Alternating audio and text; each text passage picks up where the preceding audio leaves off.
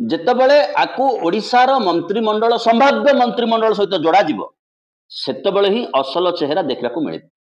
ଆଜି ଯୋଉ ସ୍ଥିତି ଓଡ଼ିଶାର, ଆଜି ଯୋଉ ସ୍ଥିତି ଭାରତବର୍ଷ, ଡବଲ ଇଞ୍ଜିନ, ପ୍ରଥମ ଇଞ୍ଜିନ ଆଗରୁ ପିକଅପ୍ ଦେଇକି ଭିଡ଼ିଲେ ପଛ ଇଞ୍ଜିନ ଠେସ ଦବ।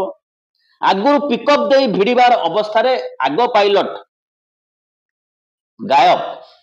ଲୋକସଭା ଚାଲିଛି, ଲୋକସଭାରେ ପାକିସ୍ତାନ ଭାରତ ସମ୍ପର୍କ ବିଷୟରେ ଆଲୋଚନା ହେବାର ଅଛି, ଲୋକସଭାରେ ଆମେରିକାର ଟାରିଫ ଉପରେ ଆଲୋଚନା ଅଛି।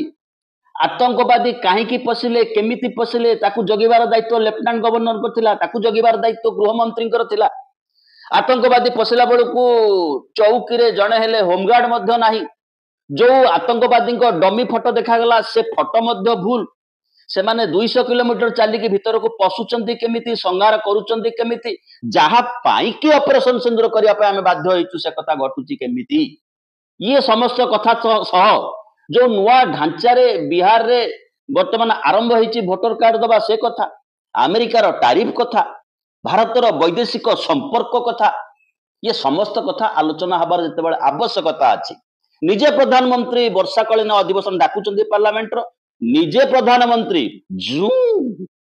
ମୁଁ ଇଂଲଣ୍ଡ ଯିବି, ଆଉ ଗୋଟେ ଦେଶକୁ ଯିବି, ବୁଲି ବୁଲିକିରି 5-7 ଦିନ ପରେ ଆସିବି, ତମେ ଏଇ ଏଜେଣ୍ଡା ନେଇ କଥାବାର୍ତ୍ତା ହଉଥା।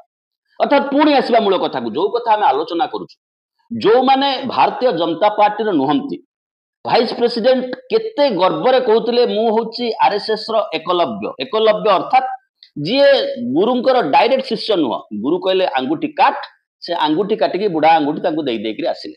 ଏମିତି ବହୁ ଏକଲବ୍ୟ ତରିକାର ବେଶୀ ବର୍ତ୍ତମାନ ବୁଲୁଛନ୍ତି ଭାରତୀୟ ଜନତା ପାର୍ଟିରେ ଓଡ଼ିଶାରେ ମଧ୍ୟ। ଯୋଉମାନେ ବିଜୁ ଜନତା ଦଳ ଟିକଟ ପାଇଲେ ନାହିଁ କିମ୍ବା ବିଜୁ ଜନତା ଦଳରେ ଗ୍ରହଣୀୟ ହେଲେ ନାହିଁ,